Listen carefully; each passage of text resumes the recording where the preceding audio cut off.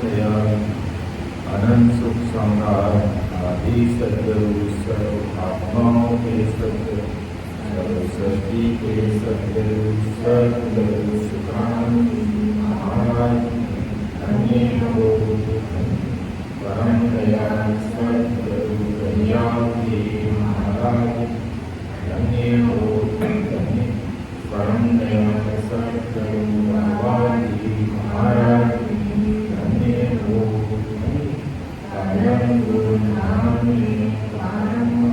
राम स्वीकार बोले राम सराने राम राम उपस्थित सभी राम सुने गए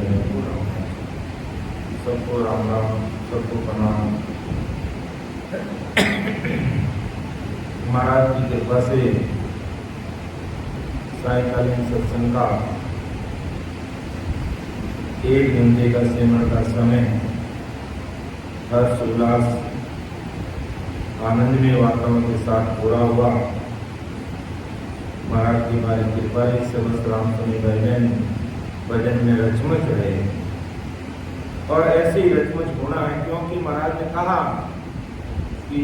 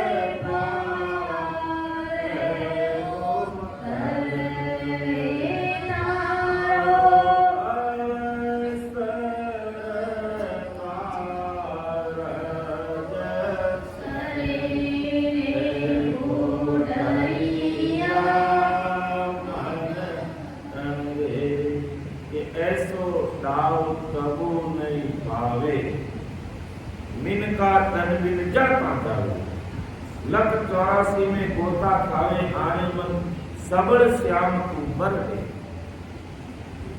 कि ऐसा डाल कबू नहीं पावे। कौन सा डाल? जो मिन का तन मिन जाता मनुष्य शरीर रूपी डाल फिर मिलना मुश्किल है। महाराज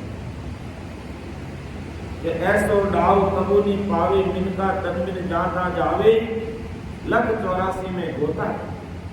अगर मानो तन मिले और लख 84 में जीव पड़ गया तो वो गोते ही गोते।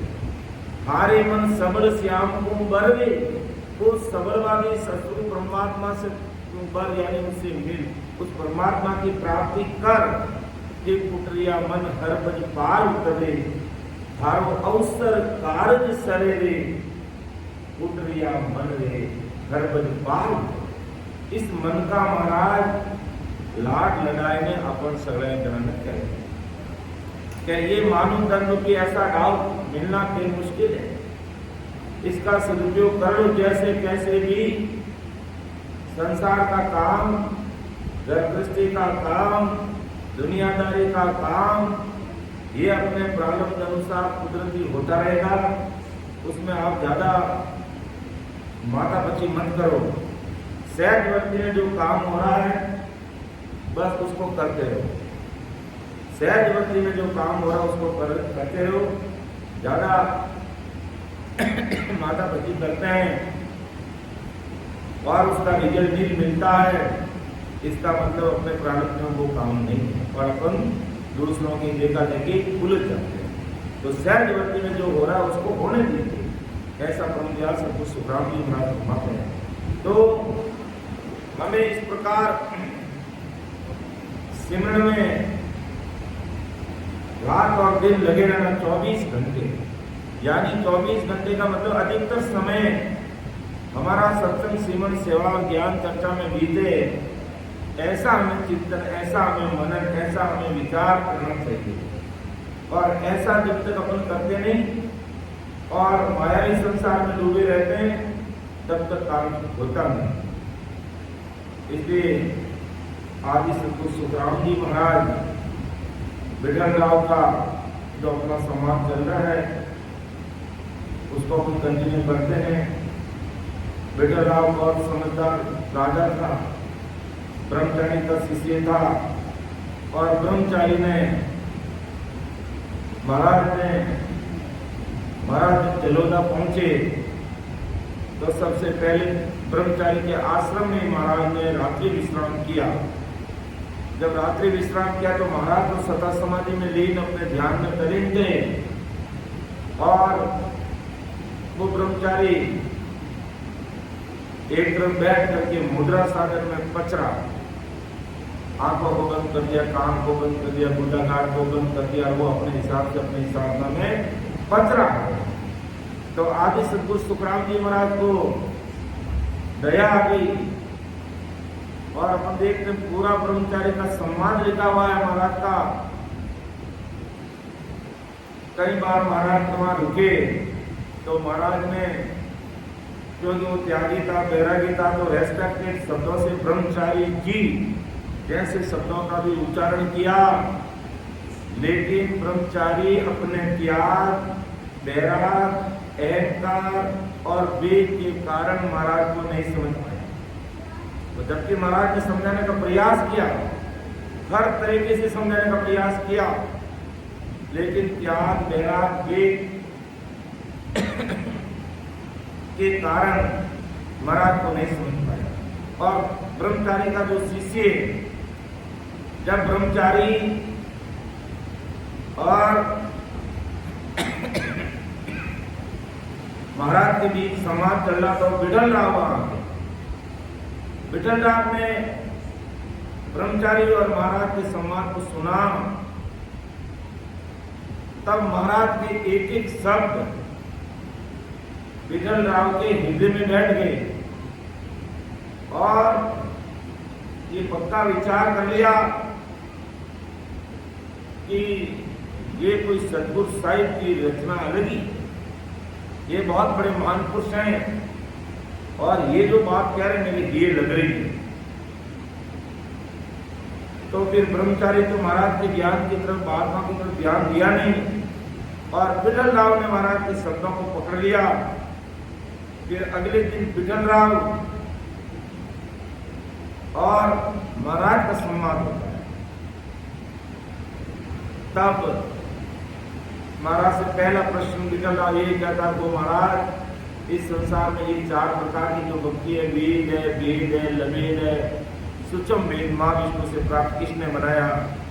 महाराज ने अच्छी तरह से जवाब दिया, एक एक चीज को खोल कर समझाया। फिर ये जीव आदिकाल में कहा था, ये कौन काल में था, किस प्रकार जीव भाव में आया, पहले कैसे आया, क्या रीति रही, वो भी प्रश्न पूछे। महाराज ने उन प्रश्नों का भी जवाब दिया। फिर कहा कि विठल राव अब वो आ गई उल्ट मिले की बजाय, हंस आवण की रीत तो सभी कई बजाई, सब ही कई बजाय दया कर अब आ कहिए, अमर लोक की मजाई, सबद सुख कैसे लिए, सो विद बिन बिन तार कर भेद बुझ गवाए। विठल राव आप गई उलट मिले कि हो महाराज आपने आदि से पूर्ण काल में ये जीव ब्रह्म में कैसे आया, ये सारी बातें तो आपने हमें खोल खोल के बता दी और मेरी समझ में आ गया।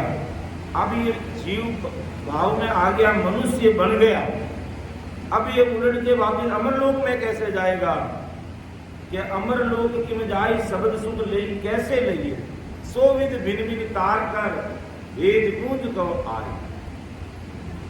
तब महाराज ने फिर प्रेम की बात कही कि सुख रामदास जन बोलिया, सुन जो वचन हमार, प्रकृति से विद उतरियो, पढ़ियो गर्भ 3 बार, पढ़ियो गर्भ 3 बार, प्रेम भूल तो चाहिए, संत नाल तू त्याग बंग पीछम दिस गई, साजन तू जीवायरो, चढ़े सबद संगलार, सुख रामदास जन बोलिया, सुन जो वचन हमार।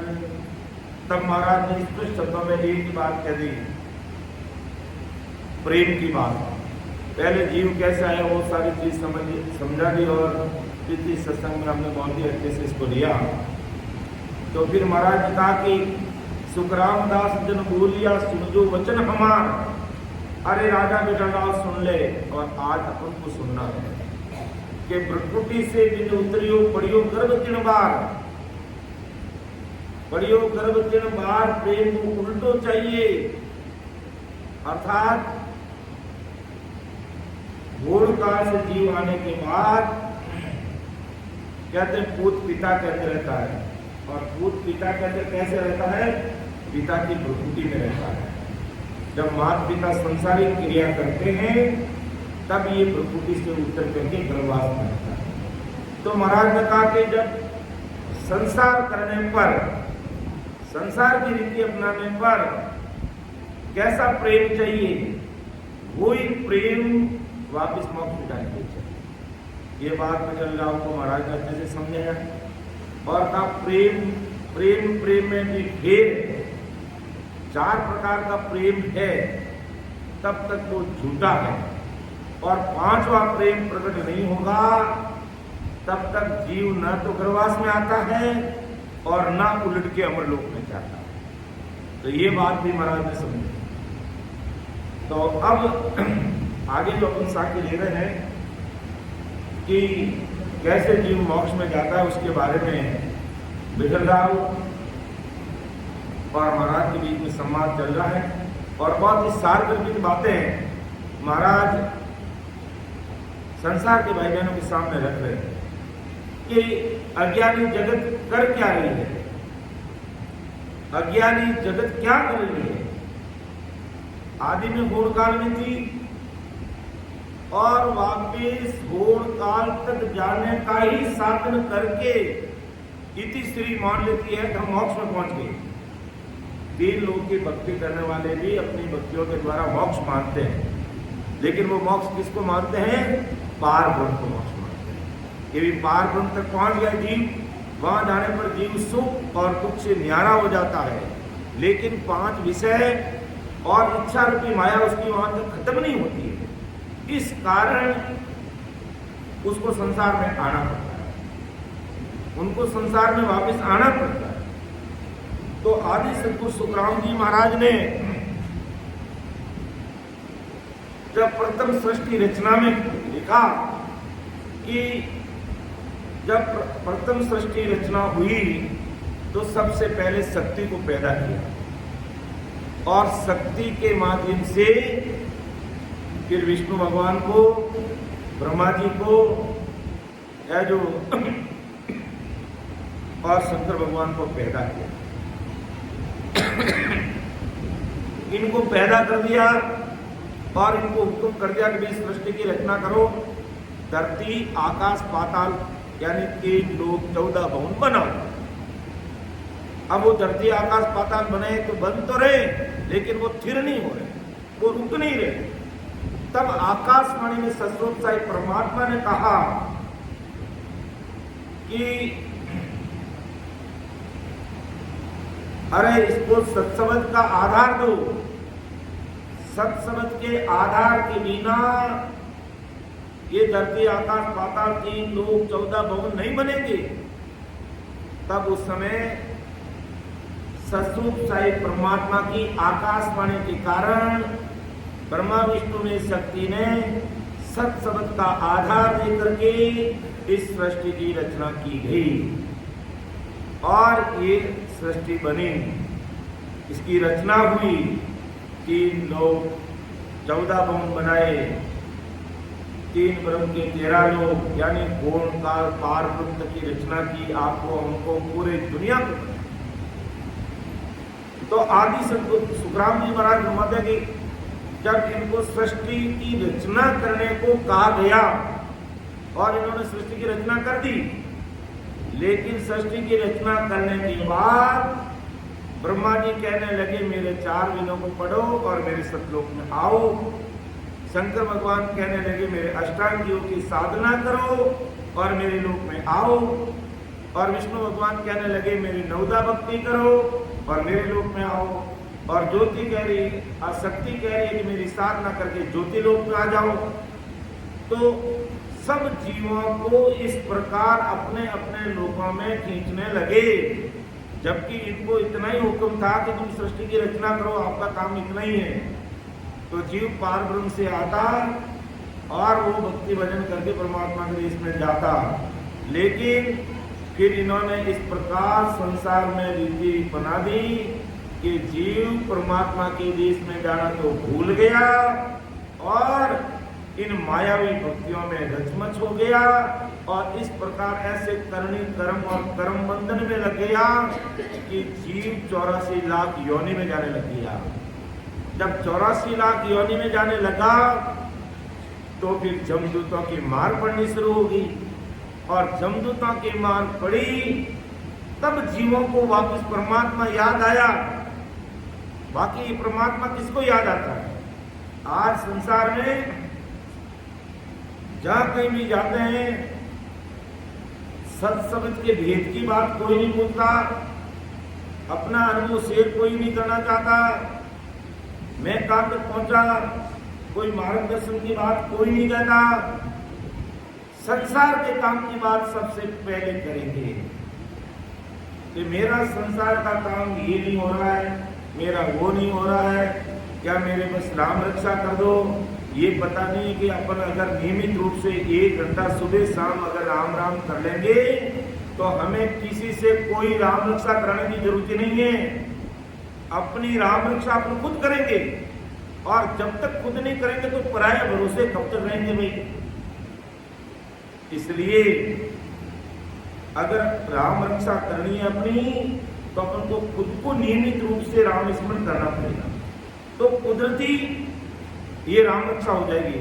बाकी आपका एक भाव है कि अभी राम रक्षा कर दी होती कि बस इतना मात्र ही है, और वो भी आपके भाव है तो वो राम रक्षा काम करेगी, और नहीं तो बोले 10 बार मैं बोल दूंगा कि जिन मुख में हरि नाम कर्म को जोरन लागे, भूत प्रेत चल छिद्र जम दूरा से भागी, विखे व्याध सब जाए रोग व्यापे नहीं कोई, 84 को काट जीत जन निर्मल होई, देव करे पर नाम विष्णु ब्रह्मा शिव तावे, जन सुखिया निज नाम ब्रह्म के माय मिलावे।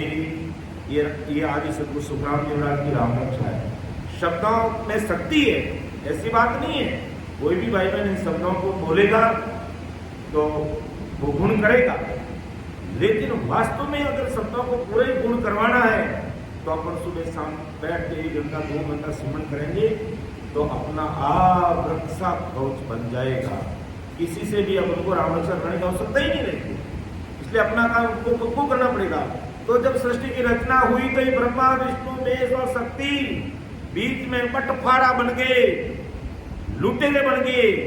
अब ये शब्द काम में नहीं लेना चाहिए, और नहीं लेंगे तो अज्ञानी जगत को कैसे पता चलेगा कि हम जहां से आए वहां जाने की बात करें। फिर सत्संग सिमरन सेवा, ये सत्संग सिमरन सेवा का जो प्लेटफॉर्म मिल रहा है, कोई ये ऐसे ही नहीं मिल रहा है, इसके पीछे लाखों रुपए खर्च होते हैं, तब जाकर के हमें ये सत्संग सिमरन सेवा का प्लेटफॉर्म मिलता है। और समस्त रामसुनी भाई बहन बैठ कर कम से कम 6 महीने पहले प्लानिंग करते हैं कि किस प्रकार सत्संग कार्यक्रम रखना है, क्या टाइम टेबल रखना है, कितने लोग आने हैं, उसके फ्लाइट के कितने टिकट बनाने हैं, टिकट का कितना खर्चा लगता है, कैसे मैनेज करना है, तब जाकर के हमें ये सत्संग सिमरन सेवा का प्लेटफॉर्म मिलता है।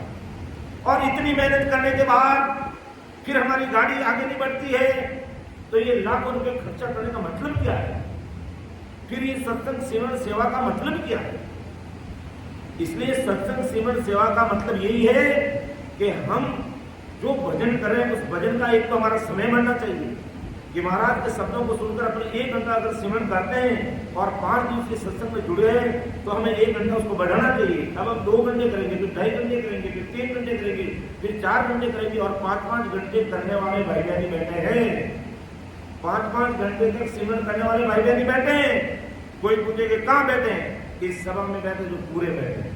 अब क्या कैसे? सवेरे 4 बजे अगर कोई जुड़ता है तो 4 से 6 बजे आज भी है जो 50 भाई बहनों ने या 40 भाई बहनों ने सिमरन किया, तो 2 घंटे सवेरे सिमरन कर लिया, तीनों सत्संग में एक तो 5 घंटा सिमरन हो गया ना। तो इस प्रकार 5 घंटा सिमरन हमेशा करते हैं। तो इसी प्रकार जो सिमरन नहीं कर रहे, उन भाई बहनों को जरूर चिंतन करना चाहिए। ये महाराज की सत्संग कोई किसी को दिखाने के लिए नहीं है, यहाँ कोई हमारा कोई वो कहता है जैसे कोई वोट बैंक नहीं बनाना है कि भाई अधिक से अधिक लोग आए और हमें अधिक से अधिक वोट देंगे, हमें कोई राजनीति में खड़ा होना है। हमें कोई राजनीति में खड़ा नहीं होना, हमें रामनीति में खड़ा होना है और रामनीति अपना करके राम जी के देश में पहुंचना है। रामनीति अपना करके राम जी के देश में पहुंचना है। इसलिए सत्संग सिमरन सेवा के प्लेटफॉर्म का सदुपयोग करना चाहिए, क्योंकि इसके पीछे लाखों रुपए खर्च हो रहे हैं। ऐसे ही सत्संग नहीं मिलती हमें, महाराज की भारी कृपा है। सबसे पहले ऐसे रामसुनी भाई बहनों भाव बनते हैं, फिर वो अपना समय का त्याग करते हैं, फिर अपना संसारिक धन खर्च करते हैं, तब जाकर के अपन सब भाई बहनों को आदि सद्गुरु सुखराम जी महाराज का ज्ञान मिलता है। और वो ज्ञान को मिले के उपरांत भी अगर हम हमारे भजन को नहीं बढ़ा सकते, हमारे अंदर जो महाराज ने 6 कमल पूर्व के बताए, 6 कमल पश्चिम के बताए, और उसके अलावा फिर अपन ध्यान के द्वारा 10वें द्वार से परे नहीं हो पाएंगे, तो फिर होंगे कब? अपन लाखों रुपए खर्च करने के बाद भी नहीं हो रहे हैं। सत्संग सिमरन सेवा का प्लेटफॉर्म मिल रहा है और उसके उपरांत भी अपनी गाड़ी अगर एक ही स्टेशन पर बैठी है, तो फिर अगला स्टेशन कब पकड़ेंगे? तो कहने का तात्पर्य ये है कि हमें ये जो सत्संग सिमरन सेवा का प्लेटफॉर्म मिल रहा है, हमें महाराज के शब्दों को सुनकर के समय का सदुपयोग करते हुए जरूर भक्ति भजन सिमरन में कीर्तन मनन करना है। अब बस सीधी बात है कि कोई सिमरन में आगे नहीं बढ़ रहा है, तो सीधी बात यही है कि कसर मेरे में ही है। क्या कसर है मेरे में? कि अपन सिमरन नहीं कर रहे हैं, सिमरन कम कर रहे हैं। कोई भाई बहन कह रहा, कल एक भाई बहन कह रहा था कि मेरा तो मध्य कमल से शब्द आगे ही नहीं बढ़ रहा है। तो मैंने कहा सिमरन की कल की बात है कि आप सिमरन कितना करते हैं? 15-20 मिनट। क्या होता 15-20 मिनट में? ये मन भी 1 घंटे तक अपन बैठते हैं, तब तक तो मनीराम दुकान में, काम में, घर बार, देश विदेश, गांव खेत खलियान, मम्मी पापा यार दोस्त तक ही घूमता है। और 1 घंटे तक अगर वो सूर्यता रखता है, तब वो बाहर से अंदर आता है और उसके बाद में सिमरन का रस बनता है। तो 1 घंटे तक तो कुछ हो ही नहीं रहा है। तो एक इसलिए कहते हैं कि कम से कम 24 घंटे में अगर कोई भाई बहन एक आसन पर बैठ करके 3 घंटे 4 घंटे अगर बैठ जाता है, समझ लो आदि सद्गुरु सुखराम जी महाराज उसके रग रग में बोलने लगते हैं, भगवंता ने धन्य हो धन्य। तब संसार की रचना के लिए ब्रह्मा विष्णु ने शक्ति को भेज दिया। ये बीच में लुटेरे कैसे बन गए, बंटवारा कैसे बन गए? क्या अपने अपने लोगों की तरफ खींचने लगे और ऐसे करनी कर्म जप तप तीर्थ व्रत इस प्रकार के बना दिए। पाप पुण्य लेना देना जीत हार लोभ लालच ऐसे कर्म बंधन 5 विषय ऐसे तैयार कर दिए कि उसमें जीव फंसता गया और नरक में जाता पढ़ने लगे। और नरक में पड़ के 24 घंटे जब जमदूतों के जूते पड़ना शुरू हुए, तब वो त्रायमान करा, हो सतरूप साहिब हम भूल गए आपको, हो सतरूप साहिब हम आपको भूल गए। तब वो भी त्रायमान करके परमात्मा को याद करते हैं। तो झम जालम की त्रास सो हंसा करे पुकार, सुखिया सायब आविया ले जन को अवतार। कि जम जालम की त्रास से हंसा करी पुकार, सुखिया साहिब आविया ले जन को अवतार। तब सतगुरु साहिब आदि सतगुरु सुखराम जी महाराज पूरे कलयुग का समय में जीवों को मोक्ष भेजने का पट्टा लेकर के आए, ओदा लेकर के आए, लेटर लेकर के आए। यानी कलयुग की उम्र है 4,32,000। 4,32,000 में परम दयाल अनंत सुख सम्राट आदि सदगुरु सर्व आत्माओं के सदगुरु सर्व सृष्टि के सदगुरु सुखराम जी महाराज की सत्ता ही चलेगी पूरे कलयुग तक। महाराज हर युग में आते हैं, लेकिन सुखराम जी महाराज के नाम की सत्ता की बात कर रहा हूं। बाकी तो महाराज सतयुग में भी पधारे, त्रेता युग में भी पधारे, द्वापर में भी पधारे और प्रमाण दिया कि सतयुग में मैं आया है जो अनंत जीवों को परम मोक्ष में भेजा, त्रेता युग में आया 99 करोड़ जीवों को मोक्ष में भेजा, द्वापर में आया करोड़ों जीवों को मोक्ष में भेजा, और कलयुग वारो मोक्ष को भरत खंड के मान भजन करे सो जीवने वारे उपजे आय, वारे उपजे आय ज्ञान की वरकट आय, हर दर्शन कर कर हंस मोक थोड़ा लग जा, सुख राम 24 पर गटे सतयुग त्रेता माई, कलयुग वारो मोक को भरत खंड के मान। देखो ये कलयुग वाला मौका किसमें? भरत खंड में, हिंदुस्तान में। और हिंदुस्तान ही आज पूरे विश्व का मार्गदर्शन कर सकता है। विश्व गुरु था हिंदुस्तान, विश्व गुरु है हिंदुस्तान, और विश्व गुरु ही रहेगा। क्योंकि इसके पीछे बहुत बड़ा कारण है, क्योंकि इस धरा धरती पर, हिंदुस्तान की धरा धरती पर बहुत बड़े भूखारी महात्मा कबीर साहब, दादू साहब, दरियाल साहब और आदि सदगुरु सुखराम जी महाराज जैसे बड़े बड़े महापुरुषों ने इस धरा धरती पर अवतार किया। इसलिए हिंदुस्तान की धरती पूरी दुनिया का मार्गदर्शन करने वाली है। मार्गदर्शन किया, मार्गदर्शन कर रही है और मार्गदर्शन करेगी, क्योंकि यहां सतरूप की सदा विद्यमान है। तो ये बंटवारा बन गए। तब जमजालम की त्राप सुन हंसा करे पुकार, सुखिया साहिब आविया ले जन को अवतार। तब आदि सतगुरु सुखराम जी महाराज विक्रम संवत 1783 में सतरूप परमात्मा से सतरूप साहिब की सता लेकर के इस धरा धरती पर अवतरित हुए। मां के गर्भवास में नहीं है ये महाराज। जो मर्द शरीर था उसका नाम था सतगुरु सुखराम जी महाराज। अब उसका नाम सुखराम जी, अपन अब छोटा शब्दों में नाम क्यों लेंगे? बड़े ही मानेंगे अपन, तो नहीं थे पहले महाराज, लेकिन उस शरीर का नाम आदि सतगुरु सुखराम जी महाराज ही था, इसलिए आदि सतगुरु सुखराम जी महाराज नाम रह गया। तो ये करीब में आदि सतगुरु सुखराम जी महाराज के नाम की सत्ता चल रही है, और ये सत्ता चलेगी 4,32,000 वर्ष तक।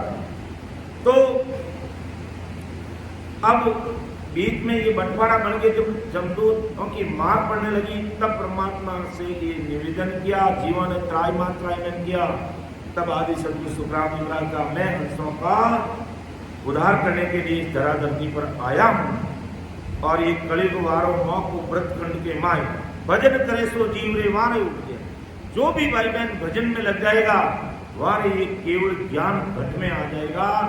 ये सतगुरु परमात्मा की सदा उनके घर में प्रकट हो जाएगी। तो महाराज यही संसार के भाई बहनों को कह रहे हैं, तुम कर क्या रहे हो भाई? और तुम घोड़ काल से आए हो और वापिस वहां जाने के करनी, कर्म, जाप, तप, तीर्थ, व्रत, होम, यज्ञ, यहाँ तक ही सीमित रहे। सब बाहर की चीजों को मानने लगे, सब बाहर का पूजा पाठ कर रहे हो। ठीक है, हमारी भारतीय परंपरा संस्कृति है, हम उसको नकार नहीं सकते, एक शुभ बात मानते हैं, लेकिन पूजा पाठ अंदर का करना पड़ेगा। अंदर में हम लोग जाने का जो मार्ग है उसको हमें देखना पड़ेगा, खोजना करनी पड़ेगी, तब जाकर के ये 10वां द्वार खुलेगा, नहीं तो 10वां द्वार नहीं खुल सकता है।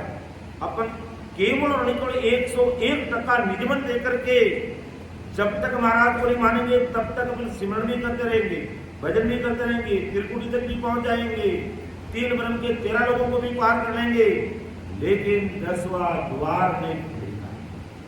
क्योंकि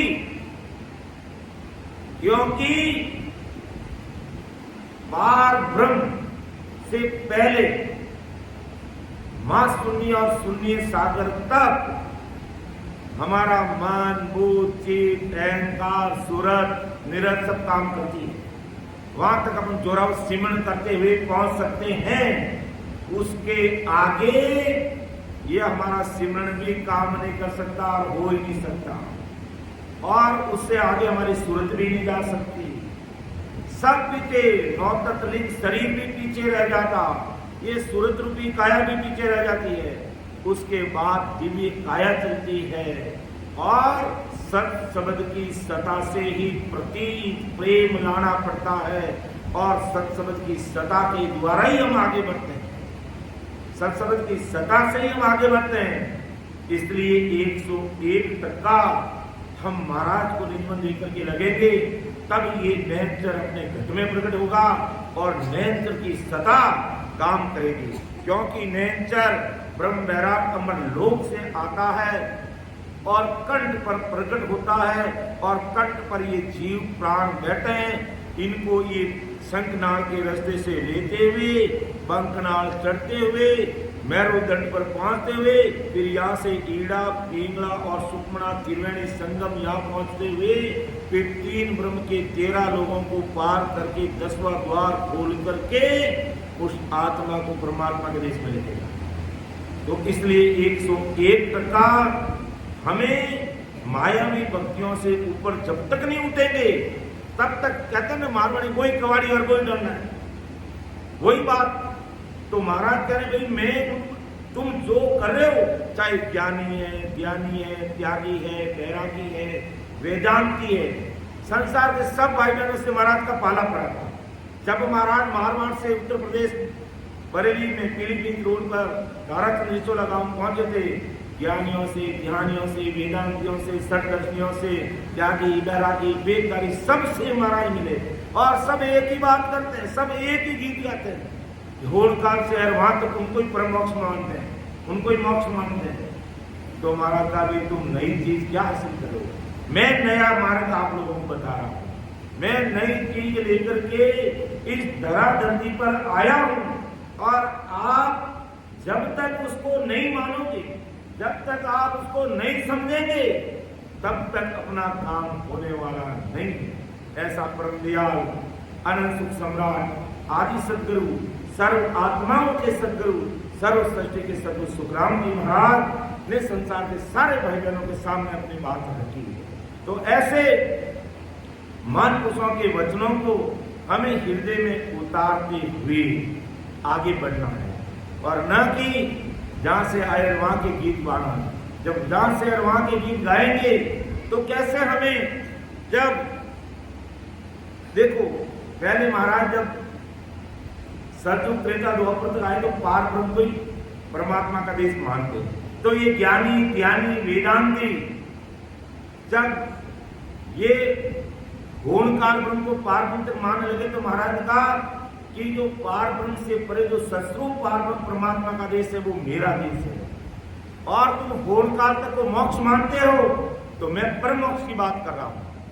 ये वेदांती, ज्ञानी, त्यागी, बैरागी, वेदधारी, मायावी भक्ति करने वाले घोणकाल को मोक्ष मानने लगे।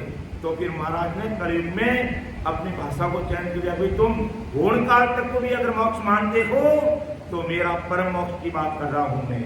और जब तक परम मोक्ष में नहीं पहुंचोगे और संसार की मायावी भक्तियों में उलझे रहोगे तो फिर अपना काम होगा नहीं, अपना कार्य होगा नहीं।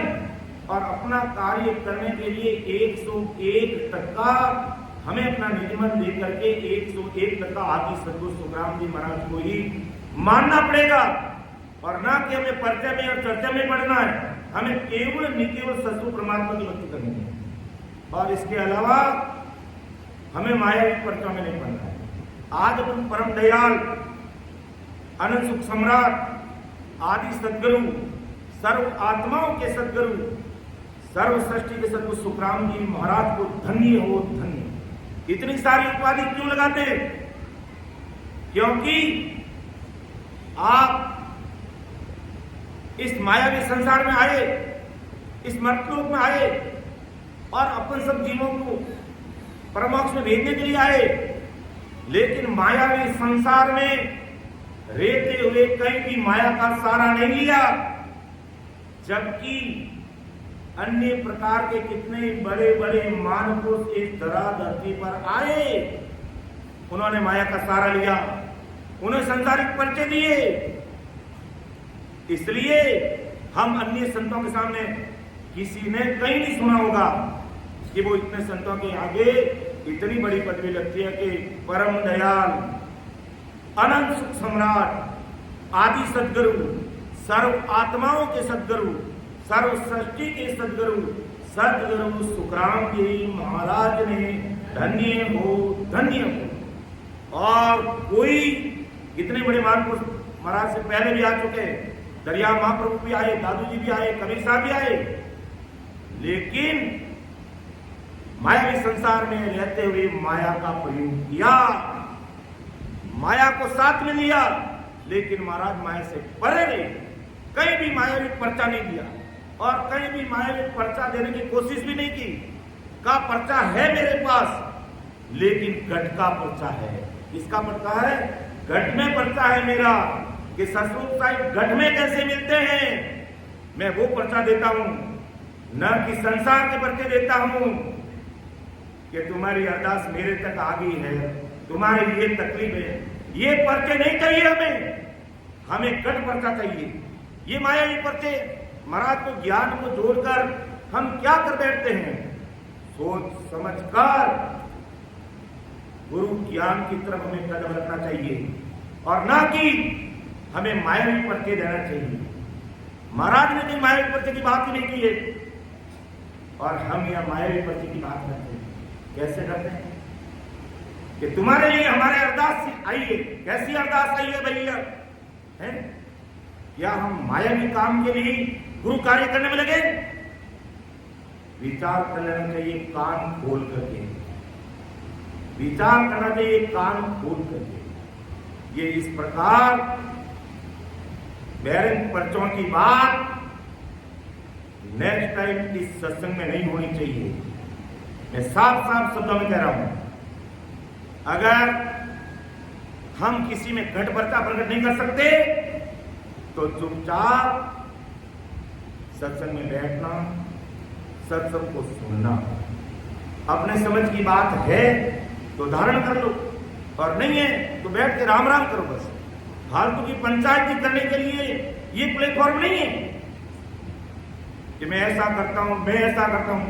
नहीं, मैं कुछ नहीं करता हूं, सब कुछ करने वाले आदि सद्गुरु सुखराम जी महाराज है। भगवंता ने धन्य हो धन्य, राम जी महाराज ने धन्य धन्य। यहाँ घट पर्चे के अलावा कोई मायावी पर्चे की बात नहीं करेगा, चाहे वो बलि पूर्ण स्थिति पहुंचा हुआ है और चाहे बलि वो अमरलोक पहुंचा हुआ है। बात करेगा सिर्फ घट पर्चे की बात करेगा, इसके अलावा कोई ऐसी बात नहीं करेगा। मैं हाथ जोड़ के निवेदन कर रहा हूं, मैं व्यक्तिगत नाम नहीं ले रहा हूं, लेकिन इशारा कर रहा हूं जिन्होंने इस प्रकार मायावी बातें यहाँ की है। हाथ जोड़ के निवेदन कर रहा हूं मैं, और नहीं तो फिर तुम्हारी तुम जानो। हमें किसी भी प्रकार की मायावी चर्चा की बात नहीं करनी यहाँ पर। हमें बात करनी है केवल और नहीं केवल कि भी हमारे घट में पर्चा कैसे होता है और हम सस्वरूप साई परमात्मा के देश में कैसे पहुंच सकते हैं, बस इस बात पर हमें विचार करना है। बाकी कोई मायावी चीज की बात नहीं करना है, कोई संसारिक बात नहीं करना, किसी प्रकार की अपनी पंचायत से हमें कोई लेना देना नहीं है। हमें कितना बड़ी मुश्किल से ये प्लेटफॉर्म मिलता है, ये बातों से नहीं मिलता है, लाखों रुपये खर्च होता है तब ये प्लेटफॉर्म मिलता है। और कितने भाई बहन इसके लिए अपना समय का त्याग करते हैं, अपना धन का त्याग करते हैं, घर काम से दूर रहते हैं, और उसके बाद भी हमारा सत्संग, सिमरन और सेवा कार्य नहीं बढ़ता है। तो फिर सत्संग, सिमरन, सेवा का एक प्लेटफॉर्म का मतलब क्या है? इसलिए हमें अगर कोई पूछना है तो भाई मैं भक्ति मार्ग में आगे कैसे बढ़ सकता हूँ? मैं अगर मेरा ध्यान आगे नहीं बढ़ रहा है नाभि से, तो कमी मेरी है, मुझे सिमरन बनाना पड़ेगा, मुझे सिमरन करना पड़ेगा, और 101% महाराज को निबंध देना पड़ेगा। कहीं कहीं कसर है, इसलिए हमारा ध्यान एक कोण से अगले कोण तक नहीं पहुंच रहा है। तो उसमें हमें अपने सिमरन को बढ़ाना पड़ेगा, आचार विचार को शुद्ध करना पड़ेगा, खान पान को शुद्ध करना पड़ेगा। कहीं हम मायावी भक्तियों में तो लिपायमान नहीं है, कहीं इधर उधर हम कुलदेवी और कुलदेवता के चक्र में तो नहीं है। इस सारी बातों पर हमें खरा उतरना पड़ेगा, तब जाकर के फिर देखो महाराज की ये मायावी जो भक्तियां करने वाले हैं, जो मायावी भक्तियां करने वाले हैं, वो तो बेचारे 108 मणियों की माला फेरते हैं। कितने मणियों की? 108 मणियों की माला फेरते हैं, और अपना 101% निजमन दे करके सस्वरूप परमात्मा की भक्ति में अगर कोई लग जाता है, और ये सत्संग की सदा अगर उसके घट में प्रकट हो जाती है, तो 3.5 करोड़ मणियों की माला वो भाई बहन फेरने लग जाए।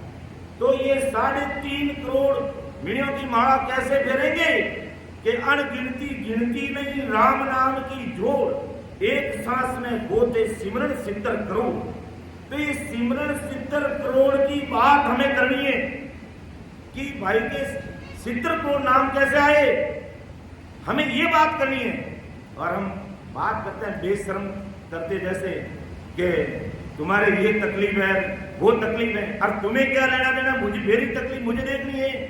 हमें सिमरन करना, सत्संग करना है, क्या हम प्राय पंचायती करने के लिए आए? नहीं, हमें पंचायती करनी है, लेकिन घट पर्चे की पंचायती करनी है। सिमरन 70 करोड़ कैसे होता है, इस पर हमें विचार करना है। सिमरन 70 करोड़ कैसे होगा? जब वो प्रेम और वो तलब लाएंगे, सब भाई बहन मिलकर के सामूहिक रूप से बैठ करके सिमरन करने का मतलब ही है कि एक भाई बहन को अगर सिमरन करते करते अगर वो प्रेम आ गया, तो उसके देखा देखी और भाई बहनों को प्रेम आ जाता है, और भाई बहनों को जो प्रेम आता है तो उसका रग रग रोम रोम राम राम करने लग जाता है। तो 3.5 करोड़ रोमावली राम राम करने लग जाती है। तो ये घट पर्चे की बात, ये घट पर्चे की चर्चा शब्द आगे कैसे बढ़ता है, उस पर हमें चर्चा करनी है, और ना कि हमें दूसरी बात करनी है कि तेरे क्या प्रॉब्लम है, उसके लिए मेरे पास अरदास आई है। आपने ने कोई पूछा ही नहीं, बताया नहीं, किस प्रकार के धर्मों की बात अपन करते हैं। इस बात पर जरूर हमें ख्याल करना है, समझना, हमें बात करनी है कि सिमरन की बात करनी है, सत्संग की बात करनी है, सेवा की बात करनी है। सिमरन 70 करोड़ कैसे होता है, उस पर हमें विचार करेंगे। तो ये जो सत्संग, ये जो सिमरन, ये जो सेवा का जो प्लेटफॉर्म आदि सतगुरु सुखराम जी महाराज की कृपा से अपन सब भाई बहनों को मिल रहा है, उसका सदुपयोग होगा। तो विचार करना चाहिए। इसी प्रकार महाराज संसार के ज्ञानियों को, वेदांतियों को, त्यागियों को, वैरागियों को, सर्वदर्शियों को यही कह रहे हैं कि तुम जहां से आए, भुवनकाल पारब्रह्म से आए, और वहां तक के गीत पूरी दुनिया गा रही है, तो फिर तुम कर क्या रहे हो भाई? तुमने अपने जीवन का गर्भ से त्याग ले लिया, वैराग ले लिया, वेद धारण कर लिया है, वेद धारण कर लिया, गर्भस्थी को छोड़ दी, माँ बाप की सेवा छोड़ दी, बीबी बच्चों की सेवा छोड़ दी, और फिर भी है जो काल से मुक्त नहीं हो रहे हो, तो धिकार है तुम्हें ये त्याग, वैराग और वेद में ना। ऐसे महाराज पूरा का पूरा अंगली का जब महाराज मारवाड़ से जब पूर्व तक पहुंचे और इतने इतने त्यागी वैरागी ज्ञानी वेद सब मिले, तो उनके ऊपर नहनचर निज नाम सत्य स्वरूप नहनचर निज नाम है जो पूरा का पूरा एक ग्रंथ लिखा, और उन सब में यही बात कही है कि तुम किसके गीत गा रहे हो भाई। इसलिए ब्रह्मदयाल सतगुरु सुखराम जी महाराज कह रहे भाई हमें इन सब बातों से, कौन से, मायावी संसार से अपने तन मन धन को निकालना पड़ेगा। इन मायावी भक्तियों से हमारा तन मन धन को निकालना पड़ेगा और सतस्वरूप परमात्मा के देश में कैसे पहुंचते हैं वो बात हमें करनी पड़ेगी। उस बात को हमें आगे रखना पड़ेगा, न कि हम मायावी भक्ति की बात करेंगे, न मायावी संसार की बात करेंगे। हम परमात्मा के देश में कैसे पहुंच सकते हैं। हमें ये इतना अमूल्य मनुष्य शरीर मिला है और 77 करोड़ 76 लाख संसार की पूंजी लेकर के सतस्वरूप साई परमात्मा ने हमें यहाँ पर भेजा है। इतना अमूल्य शरीर देकर के भेजा है, और अगर इसका सदुपयोग इस जन्म में नहीं हुआ तो कम से कम 43,20,000 वर्ष तक का होता पड़ जाएगा। तो यही बात महाराज ने विठलराव को समझाई कि होन काल से जीव ब्रह्म में कैसे आता है। सारी बात विठलराव के समझ में आ गई।